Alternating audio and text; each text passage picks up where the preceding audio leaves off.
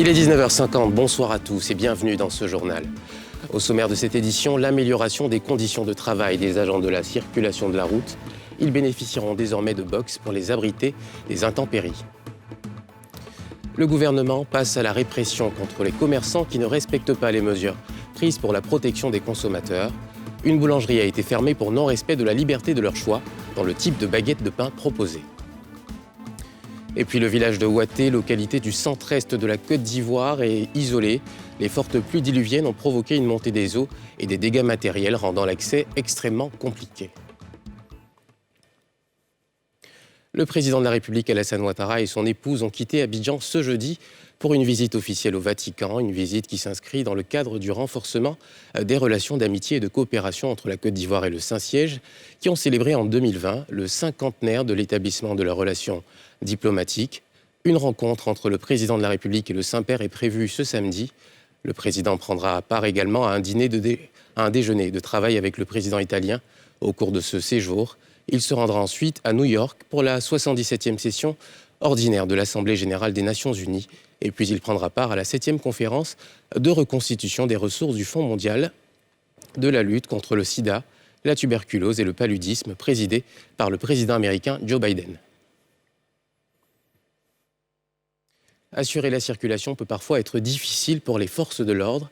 Les policiers en charge de la circulation routière ont désormais des box pour s'abriter pendant leurs heures creuses. Le ministre Vagondo Diomandé a inauguré ce jeudi matin le tout premier box au carrefour de la vie dans la commune de Cocody. Il s'agit d'une dotation de l'AMUGA.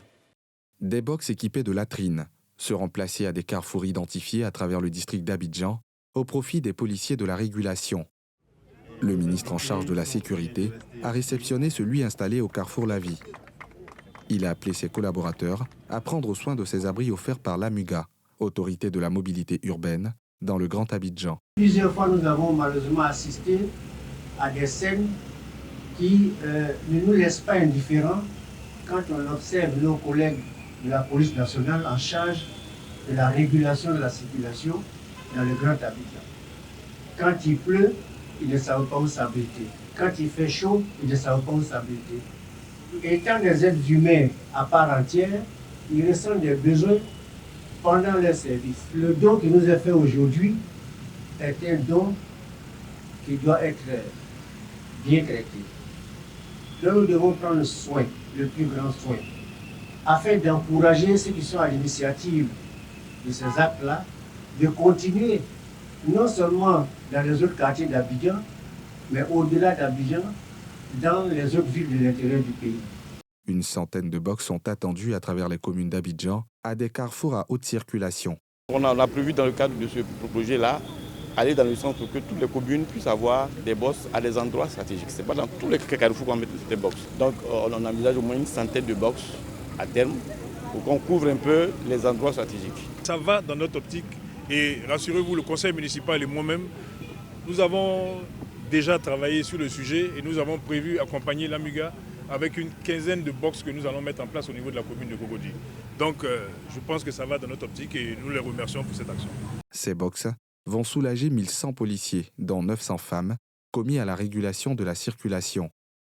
Après ce don de l'AMUGA, un appel est lancé aux bonnes volontés, personnes physiques ou morales, à emboîter le pas afin que tous les carrefours du pays soient dotés de ces abris. Les pluies diluviennes de ces derniers jours dans la région du Gontougou ont provoqué une montée des eaux de la rivière Baïa. Le pont de Ouatté, dans le département de Kounfao, a été endommagé et submergé par les eaux, isolant ainsi les habitants de la localité qui ont de plus en plus de mal à se déplacer. Pierre Dipomela. Oulatté, village d'environ 6000 âmes, situé dans le département de Kounfao, dans le nord-est de la Côte d'Ivoire, a perdu l'unique pont qui lui permettait de communiquer avec les localités environnantes. Le pont a été avalé par la rivière Baïa, sortie de son nid, du fait des dernières pluies diluviennes. Les pauvres habitants sont obligés d'user de moyens rudimentaires pour la traverser. Ils peuvent compter sur Yao Aruna, un des bénévoles, qui aide à la traversée de 6h à 22h grâce à une pirogue artisanale. Tous les jours, à 6h00, je suis ici. Commencé de traverser les gens. À 22h, je descends. Maintenant, j'ai traversé les gens, ils sont partis en ville. On ne prend pas l'argent. Si on te traverse, si tu nous donnes 100 francs ou bien 200, on prend. Sinon, pour prendre l'argent, on ne fait pas ça. Pénible situation pour les habitants de Ouaté qui peinent à évacuer les malades. Il faut un grand détour pour allier les centres de santé de Kounfao, Tanda ou Bandoukou. Vu l'eau qui ne cesse de couper le pont à chaque fois pour sortir, puisqu'on n'a pas d'engin, on n'a pas de motos de service, ni ambulance au nord de l'État. Souvent, les malades, d'autres perdent leur vie même lors des évacuations. Pour évacuer des malades, il faut passer par la pirogue. La pirogue sur une rivière avec des motos et des personnes, des malades, et au cas où le pire arrivait. Cette isolation n'est pas sans conséquences pour les fonctionnaires. Il est difficile d'accéder à Ouaté et même de sortir pour les différentes activités au niveau de l'inspection, de la draine, même au niveau de la SOD. Parce que la voie déjà qui est en mauvais état, lorsque la saison des pluies arrive, vraiment ça devient encore de plus en plus un calvaire pour nous, les fonctionnaires, surtout les enseignants, qui deux fois nous sommes appelés pour des documents à l'inspection et au niveau de la draine. Il n'y a pas de route, il n'y a pas de pont. C'est grave. C'est grave même. On est obligé de faire long tour pour aller sortir jusqu'à Yabarasso. À l'eau de 18 km, on est obligé d'aller faire 5 km. L'économie du village est au ralenti depuis 2 mois que la rivière Bahia, alimentée par les eaux de ruissellement, refuse de quitter le pont. Les marchés sont peu approvisionnés par les produits agricoles. On a beaucoup de produits là-bas. Avec des ignames, bananes, tout est pourri. On ne gagne pas route pour rentrer ou bien pour sortir pour venir vendre. Notre eau a pris tout l'autre pont là. La route n'est pas bonne. On n'a plus de véhicules pour nous aider aussi. Les habitants de Ouaté appellent à l'aide. Nous, vraiment, demandons à l'État et surtout au président Ado pour qu'il puisse vraiment penser à la population, surtout le pont. Franchement, qu'il pense à nos parents du village. On demande pardon au président. Président Ado, il n'a qu'à venir aider. Ouaté, on souffre. Il n'y a pas de route, il n'y a pas de truc. On n'a pas de château. L'eau même, on souffre. Il n'y a pas l'eau même. On n'a qu'à nous aider. La route précède le développement, dit-on. Ouaté attend la réhabilitation de son unique pont pour reprendre sa marche vers le développement. Un développement qui passe aussi par la construction d'un château d'eau, appelé de tous les vœux par les populations. Le ministre Kouadio Konan-Bertin, en charge de la réconciliation et de la cohésion nationale, a rendu visite ce jeudi au président de la commission électorale indépendante et son équipe. Objectif, les féliciter et les encourager pour l'atmosphère paisible qui a prévalu lors des récentes législatives et sénatoriales partielles organisées dans plusieurs circonscriptions du pays, Mardoché Kouassi et Mathurin Badé.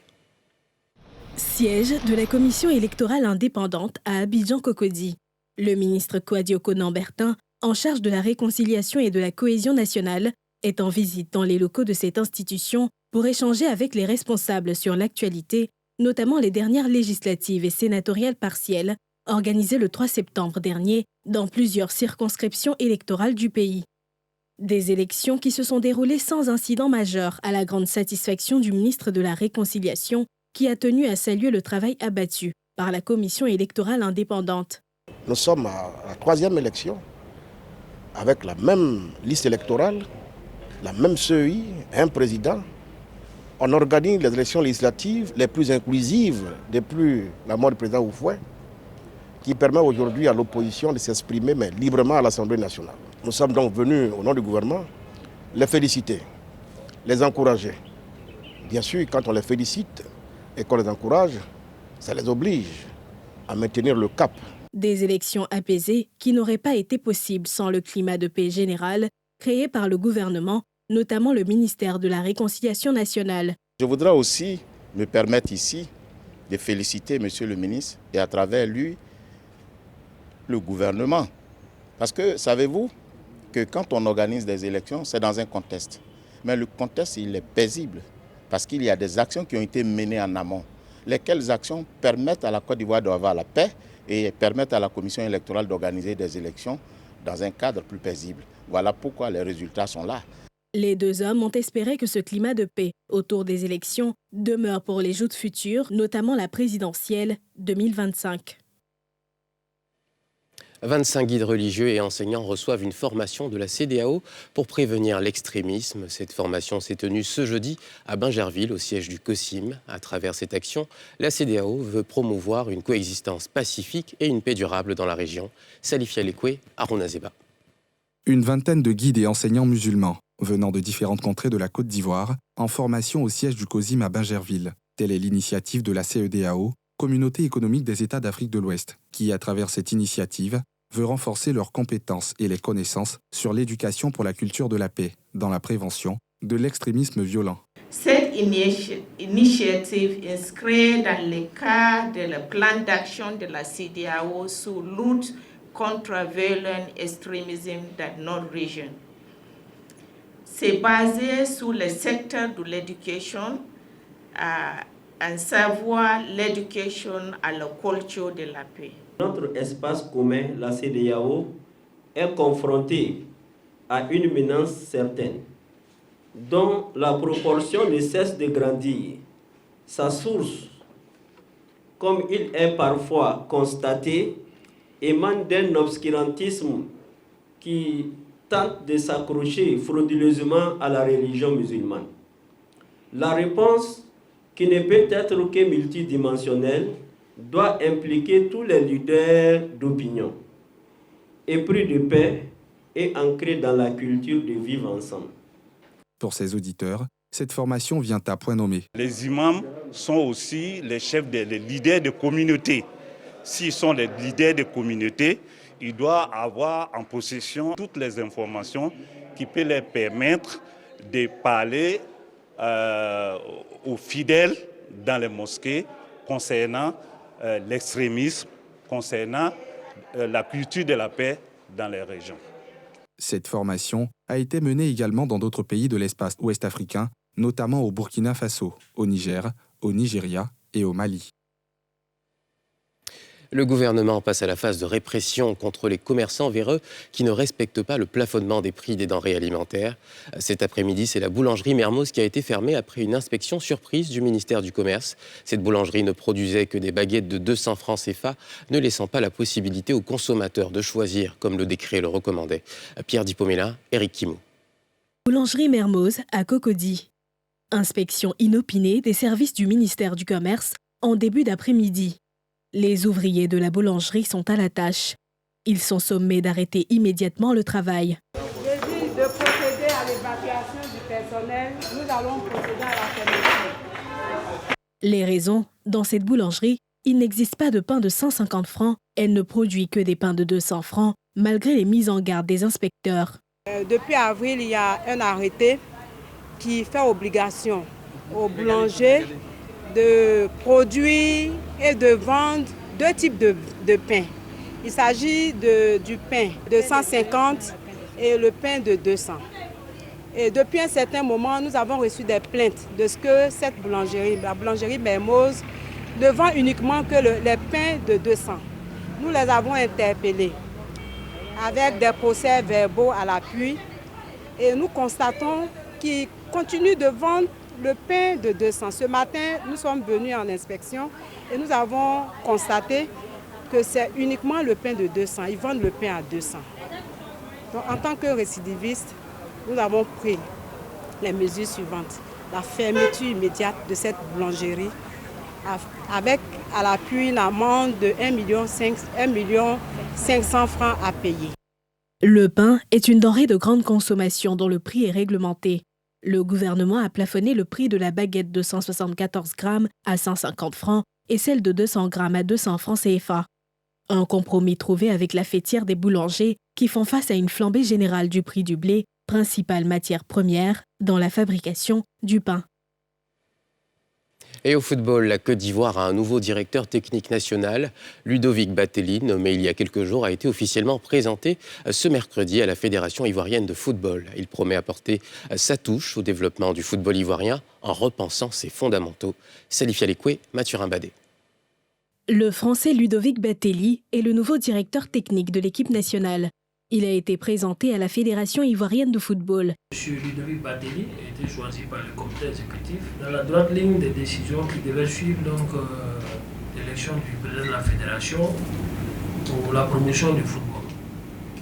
Chiliu Bateli a été désigné, a été choisi pour ses compétences. C'est quelqu'un qui a une certaine expérience avérée, qui sera donc secondé dans sa tâche par M. Alain Kouamene, que vous connaissez tous, ici en Côte d'Ivoire, pour nous permettre donc très rapidement de pouvoir renouer avec le football des jeunes et pour permettre donc de pérenniser donc pour l'avenir le bon niveau du football ivoirien. Le développement du championnat, le renforcement de la capacité des cadres et entraîneurs, l'amélioration des résultats des sélections nationales sont entre autres les missions du Français.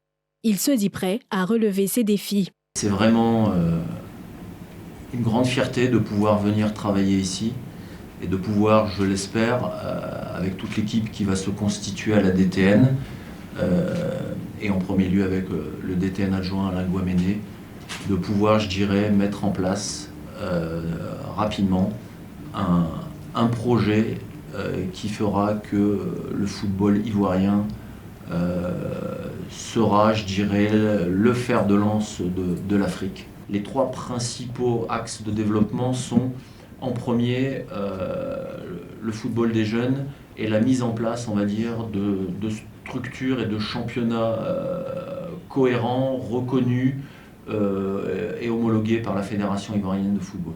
Ludovic Bateli a évolué dans plusieurs autres clubs en France et a entraîné plusieurs formations. Il a à son actif la sélection des moins de 19 ans des Émirats arabes unis, la direction des équipes nationales et sélectionneurs des moins de 23 ans de l'Algérie. Des expériences à mettre au service du football ivoirien.